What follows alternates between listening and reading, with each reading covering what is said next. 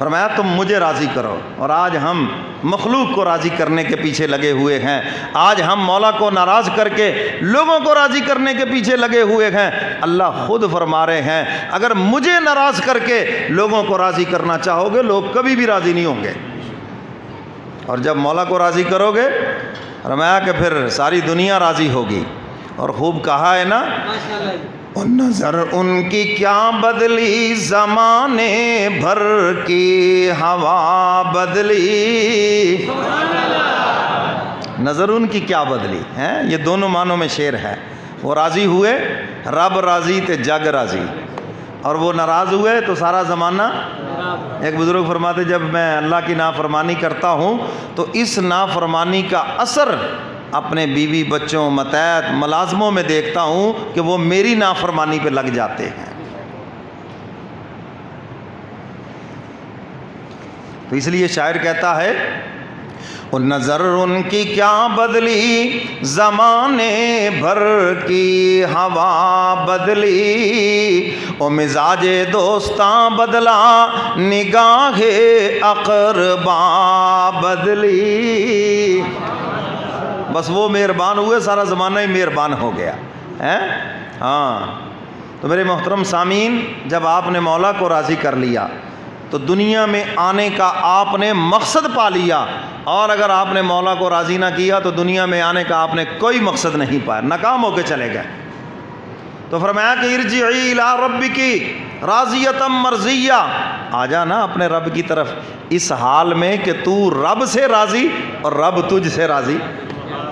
یہ ہے ہمارا مقصد یہاں دنیا میں آنے کا۔ میرے محترم سامعین، جب آپ اپنے نیک اعمال کے اندر یہ چیز لے آئیں گے کہ میرا مولا مجھ سے راضی ہو جائے، تکبر کی جڑ کٹ جائے گی فوراً، یہ دکھلاوے کی جڑ کٹ جائے گی، ساری چیزوں کا علاج ہو جائے گا جب آپ کے دل میں یہ بیٹھ جائے کہ میرا مولا مجھ سے راضی ہو جائے۔ ابھی اسی چیز کی کمی ہے۔ اور یاد رکھنا یہ جو دکھلاوا ہے نا یہ بھی شرک ہے۔ یہ دکھلاوا کیا ہے؟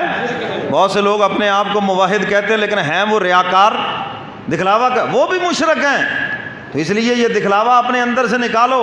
حدیث مبارکہ میں ہے حضور علیہ الصلاۃ والسلام سے پوچھا اللہ کے محبوب ہم کچھ نیک عمل کرتے ہیں اور اس میں نیت ہوتی ہے اللہ بھی راضی ہو جائے اور بندے بھی راضی ہو جائیں، یہ بھی ہماری واہ واہ کریں جی بڑے نیک ہیں، ایسے عملوں کے بارے میں بتائیں۔ حضور علیہ الصلاۃ والسلام نے فرمایا اللہ اپنے شریکوں سے پاک ہے اور ایسے عملوں کو قبول نہیں فرماتے۔ سمجھ آئیے بات کہ نہیں؟ تو آج یہ بیماری ہے یا نہیں ہے؟ اللہ راضی ہونا تو شاید کو تھوڑا بہتا ہو، بلے بلے ہو جائے جی ساڑھے لوگ کہ واہ جی واہ بڑے حاجی صاحب ہے جی، بڑے نمازی صاحب ہے جی، بڑے جناب نیک ہیں جی، بڑے دیندار ہیں جی، بڑے فلاں ہیں، لوگ ہماری تعریف کریں۔ ارے جب مولا راضی ہو گیا تو لوگوں کی کیا ضرورت ہے؟